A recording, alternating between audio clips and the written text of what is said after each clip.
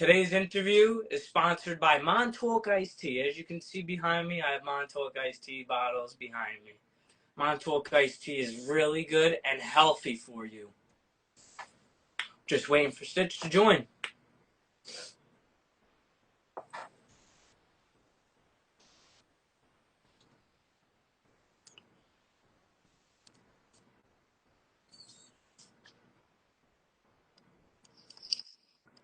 Hey Stitch, how you doing? What's up, my man? Sorry for the delay. We're on the wrong time zones here.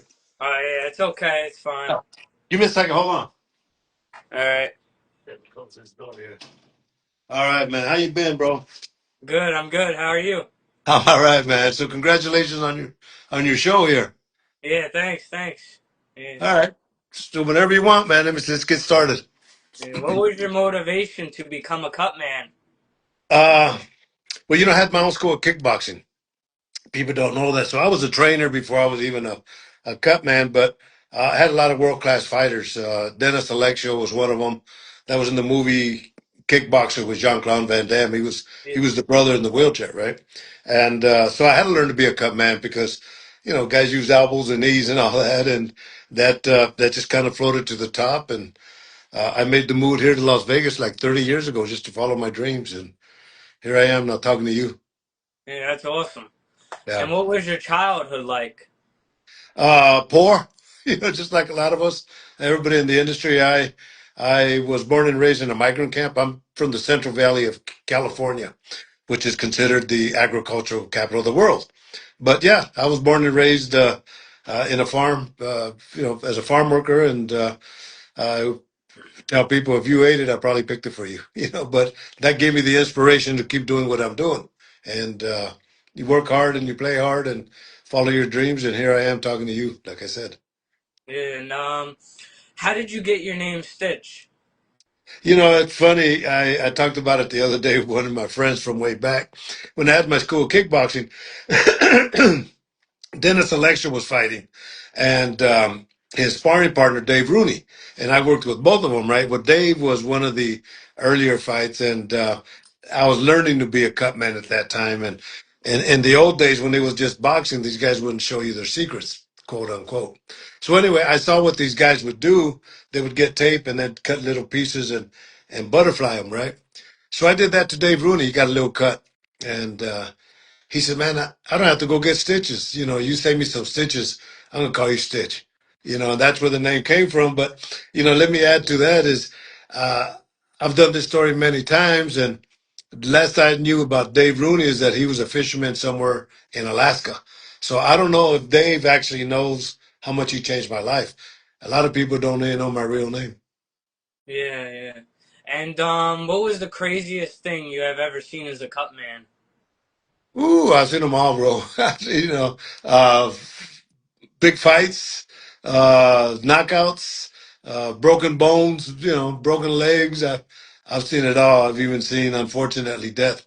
And so the whole ball of wax, man. I've been there and done that. And uh, it's a pleasure working with so many of these guys and knowing deep inside their thoughts, and like I always say is, they're all modern day gladiators, but deep inside they're all babies, and my job is to take care of the baby. Yeah. Even like Joe, Joe's a badass dude, right? But deep inside, I know the last time I finished working with him, he thanks me, so I know that comes from their hearts, and that's what makes my job so well. And how does it feel going around getting to meet all these different fighters as a cut man? Oh, it's a blessing, man. It blows my mind every day. Like why me? And but I guess it had to happen to somebody, and I just happen to be that guy. But even so, I was talking about it yesterday. Guys like Shaq O'Neal, he comes up to me and says, "Hey, man, I see you everywhere." Say, "Hey, how you doing, Shaq?" And so yeah, it's not a bad feeling. Yeah. And who would you say is your favorite fighter to watch or your favorite fighter at all? Well, Roberto Duran used to be my favorite fighter coming on up and all that. And, but, that was me getting into the business and all that. But man, I've worked with so many fighters right now that it's hard to say I like him over him. But The Klitschko's, Vladimir and Vitaly Klitschko from the Ukraine. Yeah. I worked with them for 8 years, heavyweight champs of the world. Uh, Mhm. good people, man. They overall just treated us with the highest respect and, I mean, everything. And they showed me a lot of love. And who's your favorite UFC fighter? Oh, uh, God, once again, too many of them. You know, I saw John Jones. I did a show in Miami a month ago, Dirty Boxing. It's where it's boxing, but you could use Yeah, elbows and yeah. knees. Well, John Jones is one of the investors in it, so I got to see John Jones and we hugged each other like good old times. Arlovsky was there and Joel Romero but I told John Jones, I said, you know, a little thing here when you fought Chael Sonnen and you broke your toe was kind of like this, right? Yeah. And we walk in, me and the doctor walk in, and the doctor says, "What do you think, Stitch?" You know, he asked me. So the toe was all crooked, so I got it and I kind of straightened it out, and then I wrapped it with tape. But I told him, I said, when the cameras went on your toe, it was my tape, my Stitch Premium athletic tape, and I had just came out with it. I said, but that was my first commercial, you know. Oh, yeah, that So must have been cool because yeah, you that was walk in cool. and your Yeah. sales must have skyrocketed from there. Oh yeah, I did well, man. You know, and well at that point nobody didn't really. It was just, I mean, first time I just used it on TV, and but not a bad way to start. Now only the best use it. You know, Canelo uses it. Uh, Michael B. Jordan when I wrapped his hands in the Creed movies. You know, uh, so a lot of the young fighters are using it now. And how did it feel to get to be on Creed 1, Creed 2, and Creed 3? Oh, it was a blessing, man. I'm telling you. You know, Ryan Coogler and they trained in Oakland. Andre Ward is the one because they were training with Andre, and Andre says, "You know what? Get Stitch. You know, he does a great job and all that." So they called me, and you know, working with Michael and working with Ryan Coogler, Tessa right off the bat was it was a mind blowing experience, and I mean, every day just Michael and I'd be wrapping his hands and treat him like a fighter, you know, and we got to the point where you know now we're hugging each other and thank you and but in the second movie, I'll give you a little. Well, yeah, in the second movie, I'm wrapping Michael's hands and I'm telling him how proud I am of him and Ryan Coogler and Tessa and the director for the second one was Steve Cappell. And I just, you know, I'm so proud of you guys and all that. And he looks at me and says, Stitch, he goes, we went from being writers to actors to writers to producers. He goes, I'm directing Creed 3 and you're with me as long as you want. I said, my man. You know, so but even so in the script, my name was Marcel. And I said, man, I don't know anybody named Marcel, right?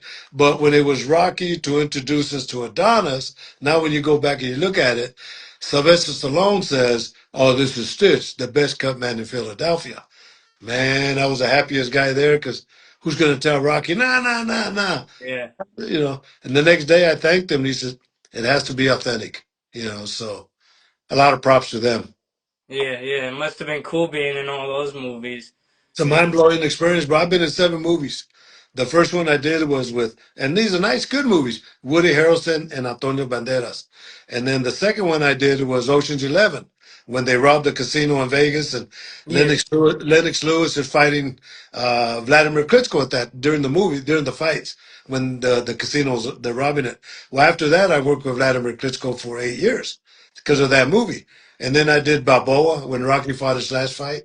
yeah, I yeah. was That with was Antonio cool. Tarver. Yeah, I did one with Kevin James, Salma Hayek, Henry Winkler. Here Comes the Boom, the MMA movie, and That was then one of my favorites besides Mickey Ward.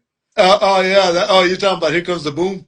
Yeah, I like that one a lot. Yeah, That was good, and then Creed 1, 2, and 3. But I'll give you behind the scenes stuff of Here Comes the Boom. So I'm doing a show at the MGM. And people always want to take pictures, right? So yeah, the guy said, hey, man, let's take a picture. I said, all right, come on. He goes, no, no, no. He goes, I want to take a picture of you. He says, Kevin James wants you in the movie. I said, oh, shit. So it was actually the director. And so when I get my script, there's no lines. And when you get lines in a movie, you get residuals. That's as long as they show it somewhere, you get paid off of whatever they sell it. So I didn't have no lines, but when it was time for me to do my scene with Kevin James, he pulls me aside and says, Stitch, we got to have you say something. I said, oh, yeah, man. He was that kind of guy. So I said, look, here's what I always tell the guys. I said, welcome to the UFC. Ah, that's perfect. Let's do it. So when they call me in, I'm working on him, and he's saying, oh, Stitch, can't believe you're working on me. A big fan and this and that. And then right at the end, like I do fighters, boom, I'll slap him in the chin and boom, well, welcome to the UFC. And I walked away. Everybody started laughing because they didn't know I was going to slap them. Right. And that piece stayed, and that's how I get my residuals. And not a lot of people know that you were in the U.S. Air Force. Can you tell me about your time in the U.S. Air Force?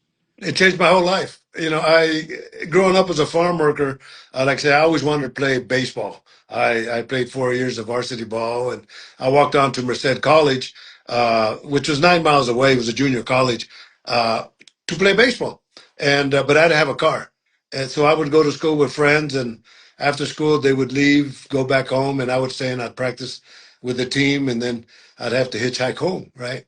And I didn't know about grants and I didn't know about scholarships. So this is 1972. I joined the Air Force, and this was during the Vietnam War. And I always told myself if I went to the Orient, I'd want to study the martial arts because Bruce Lee was very big during that era. But they sent me to a place called Thailand. And bro, I didn't even know what Thailand was. And I saw my first Muay Thai fight uh, off base. And on the base, I started training in Taekwondo. And then Taekwondo led me into Thai boxing. And that's, the rewards I got of being in the military. And when I got out, I got into boxing to prove my hands. And I started training amateur fighters, and then I opened up a school of kickboxing with just a credit card. Show you how crazy I was, but everything paid off, bro. Yeah, that's awesome. Yeah, yeah.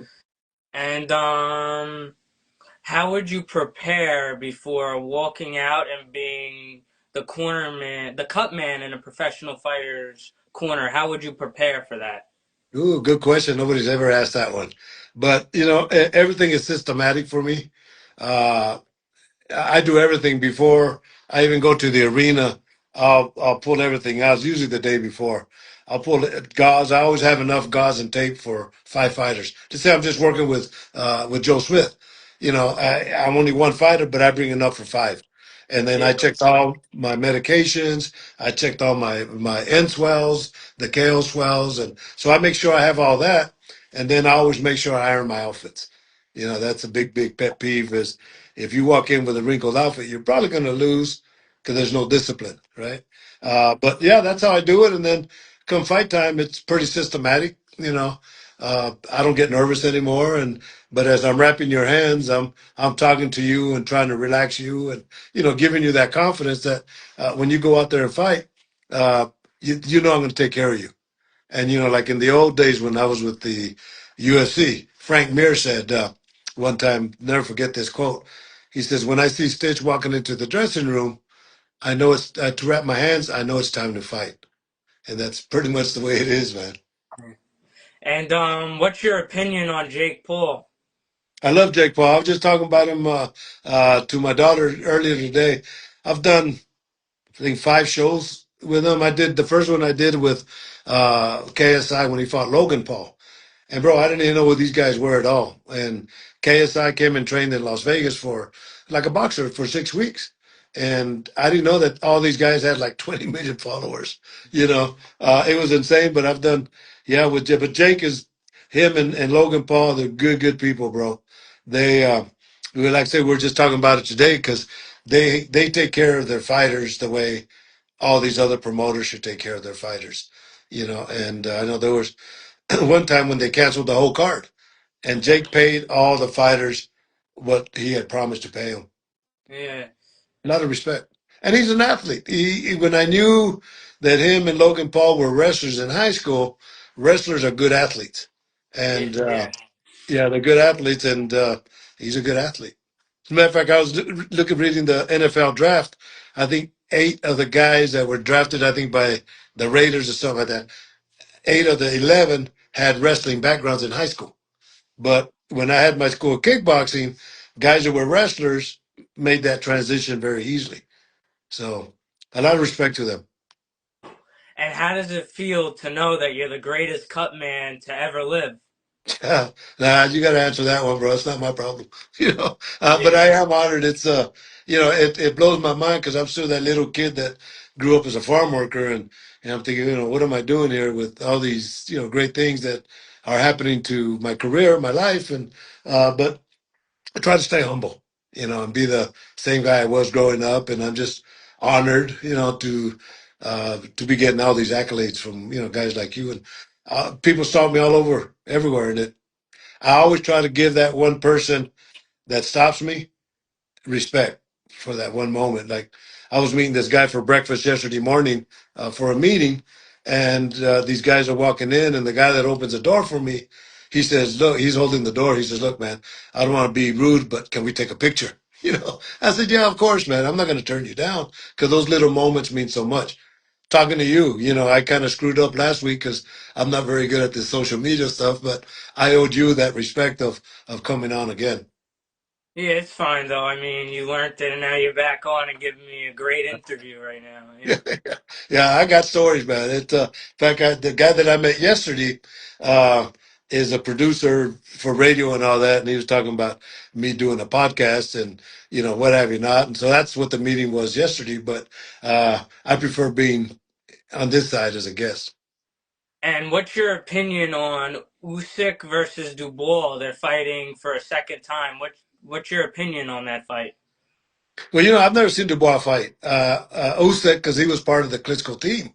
I've known him, from those days, Uh, but he's a good fighter. I expect him to be up on top of the hill for a while. Yeah, I like to watch him fight. He's a really skilled boxer, and he stopped Dubois in the first fight with a body shot. Yeah. It was really good though, because he's like a skilled boxer, and Dubois is like the power puncher. So you would have thought Dubois would win, but Usyk has more skills than Dubois. And that's the whole point is, and we were talking about it just in the gym the other day, where I told people years ago, when the Russians start coming into boxing and MMA, they're going to take over the sport because of their personalities. They're strong mentally and physically. Yeah, And like the Cubans, the Russians more, the Cubans had a hard time when they came into pro boxing to make the adjustment from the amateurs because all their life they're amateur fighters. yeah. So they had a tough time making the distance fights. But the Russians, on the other hand, brought it pretty good. And then somebody told me, a lot of these guys are Muslims, so they don't drink, they don't smoke. They're especially in MMA, like the Mm. guys from Dagestan and all that. Their whole life is wrestling, and the Yeah. same thing with boxers. So they're a new breed. A different breed. They're not a new breed. They're a different breed. Yeah, like the top guy in the UFC right now is Islam. He doesn't drink or anything. He just trains, and as soon Yep. as he gets in the ring, he's stopping you. It's Yeah. not going the full length.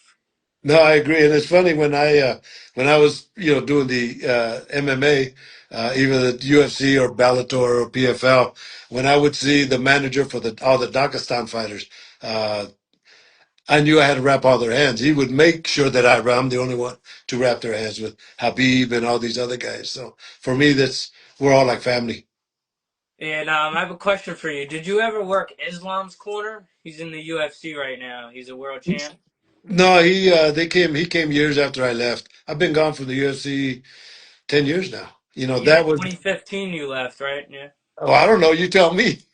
Yeah, I looked it up. It was 2015. Yeah. All right, 10 years then, yeah. So, but at that time, that's when Khabib was there, and the Dagestan fighters started making the progression. Javier Mendes, that coaches all these fighters. I worked with him when he was a professional kickboxer. So we go a long, long ways.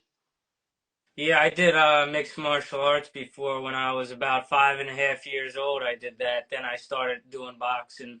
I started boxing when I was probably 10, maybe. Yeah, yeah. This new generation of you guys that all know jujitsu and the ground game and all that. You don't know who to mess with anymore. Yeah. So Would you say that like back then people were mentally stronger than they are now? yeah, well, You know, it's funny you say that. It's tough to say because some are, some aren't. There's different philosophies, but you know, I interviewed Mike Tyson years ago before he even got his tattoos, and I asked, I said, Mike, every fighter has that one little thing that nobody has. What's that one little thing? And very simply, Mike says, take the pain. You got to take the pain. And I thought about it. I said, man, he's absolutely right because you guys take a pain in training, take a pain in the fights, you take a pain with your family, the sacrifices, you take a pain financially, and hopefully down the road you don't take the long term damage pain, dementia pugilistica or injured body or you Yeah. know. So it's a hurt business. It's a tough, tough business. Tough. A lot of respect. And for me, it's not about whether you're going to win or whether you're going to lose. It's going to be my job's to take care of you. That's my only job. For your Yeah. job, win. You know, so. Yeah. And what was your favorite fight to watch? Like the greatest fight you think, in your opinion, to ever watch? Ooh, man, there's been so many, bro. God. Uh, but Alexis Arguello with Aaron Pryor going way back. That was that was a highlight of that's when everything used to be in theaters. They would have like in the pay-per-view, but you would go in the theaters to watch the fights and those were fun, but that was a good fight. Yeah. And for my last question, I need a cut man for June 21st. I'm gonna be fighting in the Strong Island Fight Night show, and I could Uh-oh. use a cut man in my corner. Would you like to be my cut man? Well, it all depends on the finances, you know. But no, definitely. It's what? So you gonna make your pro debut or what? Oh How no, many it's an fights you have? amateur show, Oh, okay, good, good for you, man. You but it's know, like so they kind of like sell it like it is a pro thing. yeah, yeah. Yeah. So all right, no. Oh no, you know what? That's July 21st. Well, I gotta look at my schedule. I got June stuff booked. 21st, yeah. Oh no, June 21st, the 21st, 22nd, 23rd. I'm getting inducted into the WBC Hall of Fame. Oh So yeah. I want you to know. But let me know how you do.